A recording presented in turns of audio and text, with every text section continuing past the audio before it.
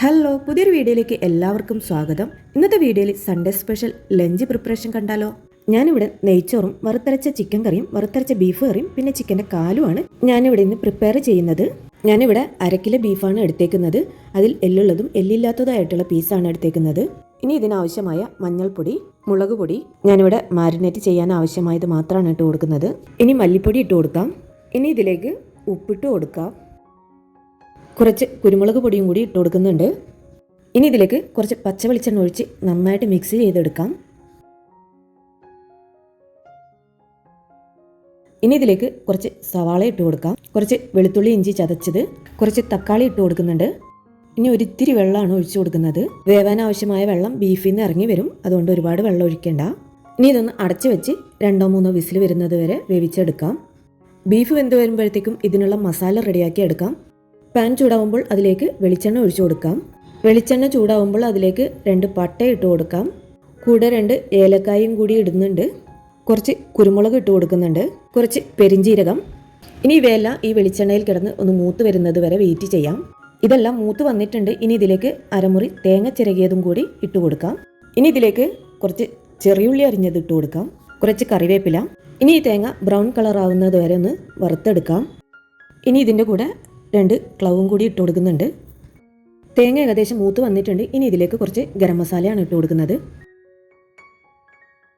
ഇനി ഇതും കൂടി ഒന്ന് മൂക്കുന്നത് വരെ വഴറ്റി കൊടുക്കാം. ഇനി മസാലയ്ക്കുള്ള മുളകും മല്ലിയും ഒന്ന് വറുത്തെടുക്കാം. ഇനി ഈ പാനിലേക്ക് കുറച്ച് വെളിച്ചെണ്ണ ഒഴിച്ചു കൊടുക്കാം. വെളിച്ചെണ്ണ ചൂടാവുമ്പോൾ അതിലേക്ക് മുളകിട്ട് വറുത്തെടുക്കാം. ഞാനിവിടെ ചിക്കനും ബീഫിനും കൂടിയുള്ള മുളകും മല്ലിയാണ് വറുത്തെടുക്കുന്നത്. ഇനി ഇതിലേക്ക് ആവശ്യമായ മല്ലി ഇട്ട് കൊടുക്കാം. ഇതിൻ്റെ കൂടെ തന്നെ ചിക്കൻ കറിക്കുള്ള മസാലയും റെഡിയാക്കുന്നുണ്ട്. ഇഞ്ചിയും വെളുത്തുള്ളിയും വഴറ്റിയതിന് ശേഷം അതിലേക്ക് സവാള ഇട്ട് കൊടുക്കാം. കുറച്ച് ഉപ്പിട്ട് കൊടുക്കാം.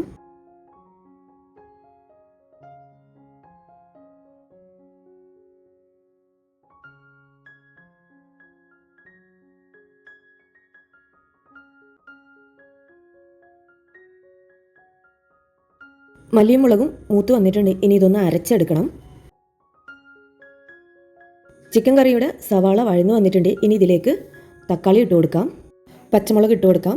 കറിവേപ്പിലയും കൂടി ഇട്ട് കൊടുത്ത് നന്നായിട്ട് വഴറ്റിയെടുക്കാം. ഇനി ചിക്കൻ കറിയിലേക്കുള്ള ഗരം മസാല ഇട്ട് കൊടുക്കാം. ഇനി ഇതെല്ലാം കൂടി നന്നായിട്ട് വഴറ്റിയെടുക്കാം. മുളക് അരച്ചെടുത്തിട്ടുണ്ട്. ഇനി ഇതിലേക്ക് ഒഴിച്ചു കൊടുക്കാം. ഇനി ഇതൊന്ന് നന്നായിട്ട് വഴറ്റി കൊടുക്കാം. ഇതിന് എണ്ണ തിരിഞ്ഞ് വന്നിട്ടുണ്ട്. ഇനി ഇതിലേക്ക് മഞ്ഞൾപ്പൊടി ഇട്ട് കൊടുക്കാം. ആവശ്യത്തിന് ഉപ്പിട്ട് കൊടുക്കാം. ഇനി ഇതിലേക്ക് ചിക്കൻ ഇട്ട് കൊടുക്കാം.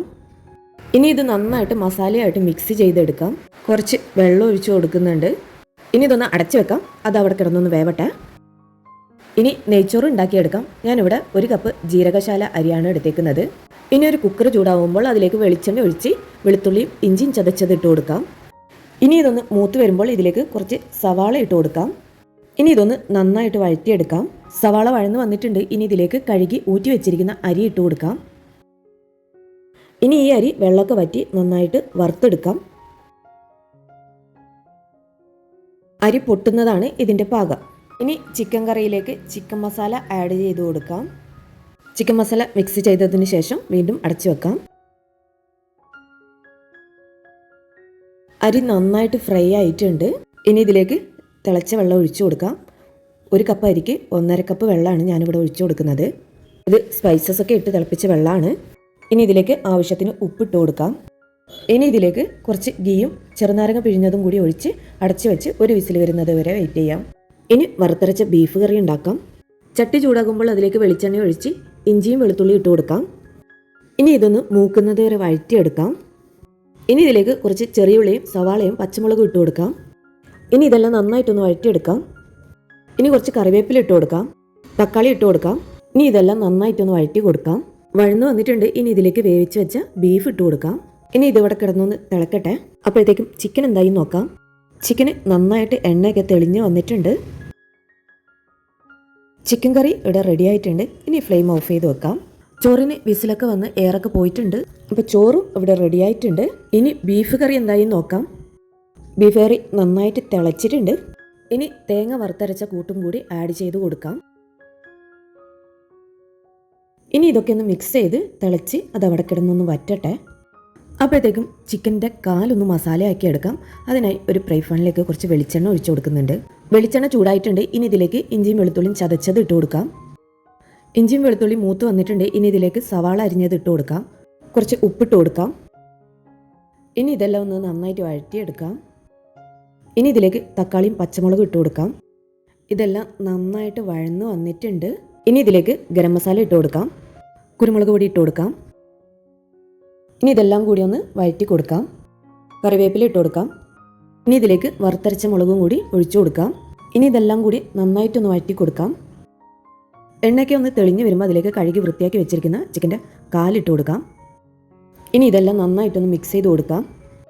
ഇനി ഒരു അല്പം വെള്ളം ഒഴിച്ചു കൊടുക്കാം. ഇനി ഇതൊന്ന് അടച്ചു വെച്ച് വേവിച്ചെടുക്കാം. ബീഫ് നന്നായിട്ട് വറ്റി വന്നിട്ടുണ്ട്. ഇനി ഇതിലേക്ക് കുറച്ച് മല്ലിച്ചപ്പും കറിവേപ്പിലൊക്കെ ഇട്ട് കൊടുക്കാം. ഇനി ഇതൊക്കെ ഒന്ന് മിക്സ് ചെയ്തെടുക്കാം.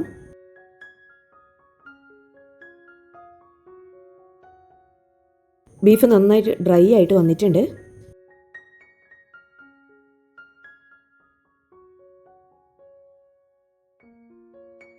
ചിക്കൻ്റെ കാലും റെഡി ആയിട്ടുണ്ട്. ഇനി കുറച്ച് കറിവേപ്പിലയും മല്ലിച്ചപ്പും കൂടി ഇട്ട് കൊടുക്കാം.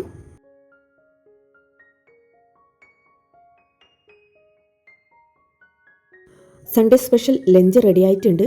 വീഡിയോ ഇഷ്ടമാണെങ്കിൽ സപ്പോർട്ട് ചെയ്യാൻ മറക്കരുത്. അപ്പോൾ മറ്റൊരു വീഡിയോ ആയിട്ട് വീണ്ടും കാണാം. Thank you for watching.